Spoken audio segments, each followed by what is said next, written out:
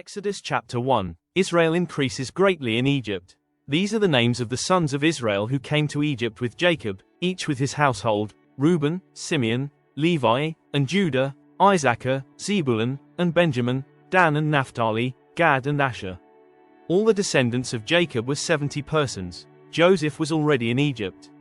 Then Joseph died, and all his brothers and all that generation. But the people of Israel were fruitful and increased greatly. They multiplied and grew exceedingly strong, so that the land was filled with them. Pharaoh oppresses Israel. Now there arose a new king over Egypt, who did not know Joseph.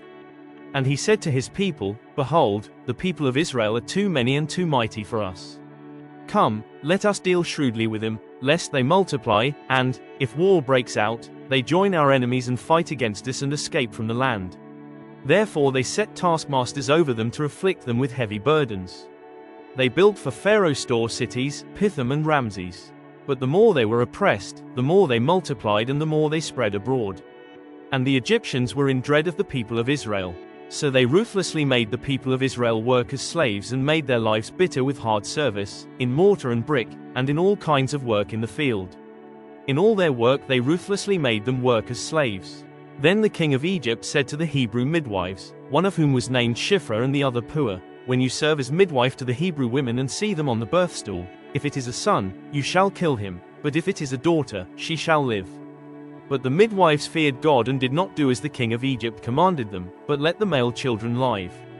So the king of Egypt called the midwives and said to them, "Why have you done this, and let the male children live?"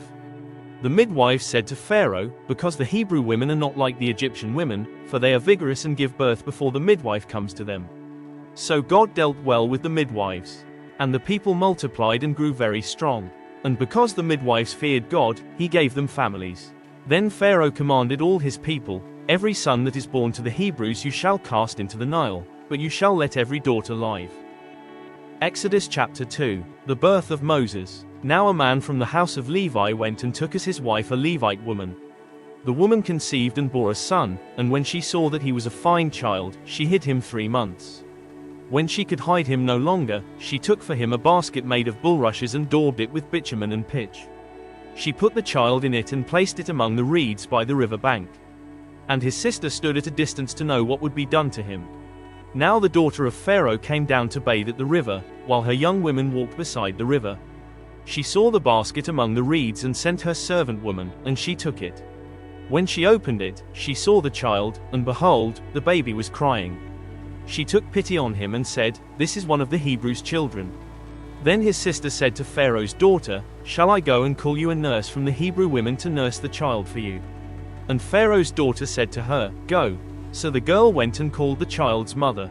And Pharaoh's daughter said to her, "Take this child away and nurse him for me, and I will give you your wages." So the woman took the child and nursed him. When the child grew older, she brought him to Pharaoh's daughter, and he became her son. She named him Moses, because, she said, "I drew him out of the water." Moses flees to Midian. One day, when Moses had grown up, he went out to his people and looked on their burdens, and he saw an Egyptian beating a Hebrew, one of his people. He looked this way and that, and seeing no one, he struck down the Egyptian and hid him in the sand. When he went out the next day, behold, 2 Hebrews were struggling together. And he said to the man in the wrong, "Why do you strike your companion?" He answered, "Who made you a prince and a judge over us? Do you mean to kill me as you killed the Egyptian?" Then Moses was afraid, and thought, "Surely the thing is known." When Pharaoh heard of it, he sought to kill Moses. But Moses fled from Pharaoh and stayed in the land of Midian. And he sat down by a well. Now the priest of Midian had 7 daughters, and they came and drew water and filled the troughs to water their father's flock. The shepherds came and drove them away, but Moses stood up and saved them, and watered their flock. When they came home to their father Reuel, he said, "How is it that you have come home so soon today?" They said, "An Egyptian delivered us out of the hand of the shepherds and even drew water for us and watered the flock." He said to his daughters, "Then where is he? Why have you left the man? Call him, that he may eat bread." And Moses was content to dwell with the man, and he gave Moses his daughter Zipporah. She gave birth to a son, and he called his name Gershom, for he said, "I have been a sojourner in a foreign land." God hears Israel's groaning. During those many days the king of Egypt died, and the people of Israel groaned because of their slavery and cried out for help. Their cry for rescue from slavery came up to God. And God heard their groaning, and God remembered his covenant with Abraham, with Isaac, and with Jacob. God saw the people of Israel, and God knew. 1 Chronicles chapter 6 verses 1 to 3. The sons of Levi, Gershon, Kohath, and Merari. The sons of Kohath, Amram, Izhar, Hebron, and Uzziel. The children of Amram, Aaron, Moses, and Miriam. The sons of Aaron, Nadab, Abihu, Eleazar, and Ithamar. Exodus chapter 3. The burning bush. Now Moses was keeping the flock of his father-in-law, Jethro, the priest of Midian, and he led his flock to the west side of the wilderness and came to Horeb, the mountain of God. And the angel of the Lord appeared to him in a flame of fire out of the midst of a bush.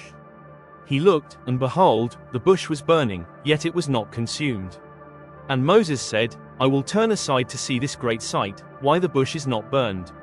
When the Lord saw that he turned aside to see, God called to him out of the bush, Moses, Moses. And he said, Here I am. Then he said, Do not come near.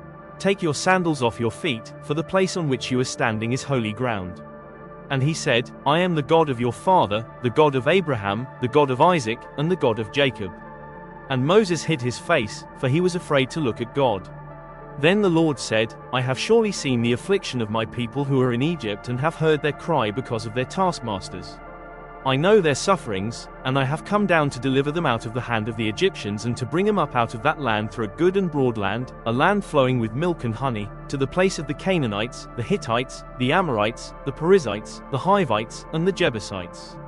And now, behold, the cry of the people of Israel has come to me, and I have also seen the oppression with which the Egyptians oppress them.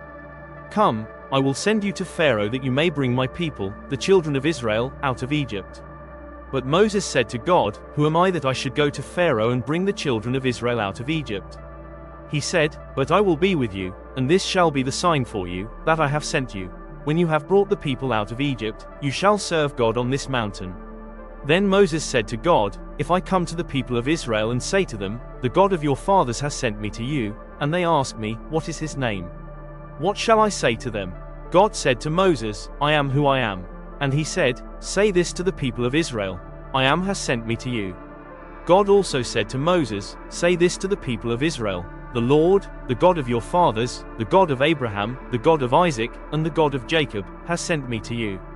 This is my name forever, and thus I am to be remembered throughout all generations.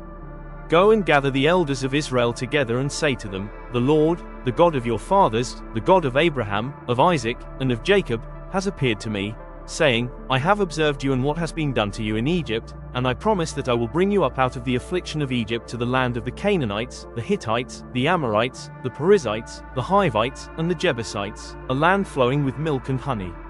And they will listen to your voice, and you and the elders of Israel shall go to the king of Egypt and say to him, The Lord, the God of the Hebrews, has met with us. And now, please let us go a 3 days' journey into the wilderness, that we may sacrifice to the Lord our God. But I know that the king of Egypt will not let you go unless compelled by a mighty hand. So I will stretch out my hand and strike Egypt with all the wonders that I will do in it, after that he will let you go. And I will give this people favor in the sight of the Egyptians. And when you go, you shall not go empty, but each woman shall ask of her neighbor, and any woman who lives in her house, for silver and gold jewelry, and for clothing. You shall put them on your sons and on your daughters. So you shall plunder the Egyptians. Exodus chapter 4 verses 1 to 17. Then Moses answered, But behold, they will not believe me or listen to my voice, for they will say, The Lord did not appear to you. The Lord said to him, What is that in your hand? He said, A staff. And he said, Throw it on the ground. So he threw it on the ground, and it became a serpent, and Moses ran from it.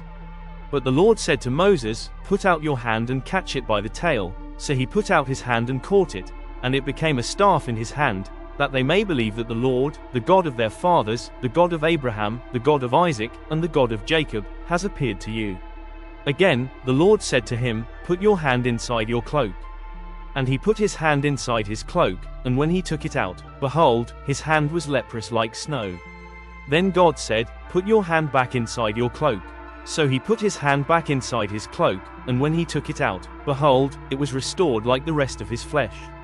If they will not believe you, God said, or listen to the first sign, they may believe the latter sign.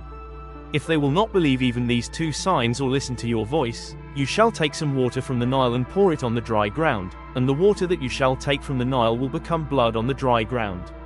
But Moses said to the Lord, "Oh, my Lord, I am not eloquent, either in the past or since you have spoken to your servant, but I am slow of speech and of tongue." Then the Lord said to him, "Who has made man's mouth? Who makes him mute, or deaf, or seeing, or blind? Is it not I, the Lord? Now therefore go, and I will be with your mouth and teach you what you shall speak." But he said, "Oh, my Lord, please send someone else." Then the anger of the Lord was kindled against Moses, and he said, "Is there not Aaron, your brother, the Levite? I know that he can speak well. Behold, he is coming out to meet you, and when he sees you, he will be glad in his heart. You shall speak to him and put the words in his mouth, and I will be with your mouth and with his mouth and will teach you both what to do. He shall speak for you to the people, and he shall be your mouth, and you shall be as God to him. And take in your hand this staff, with which you shall do the signs."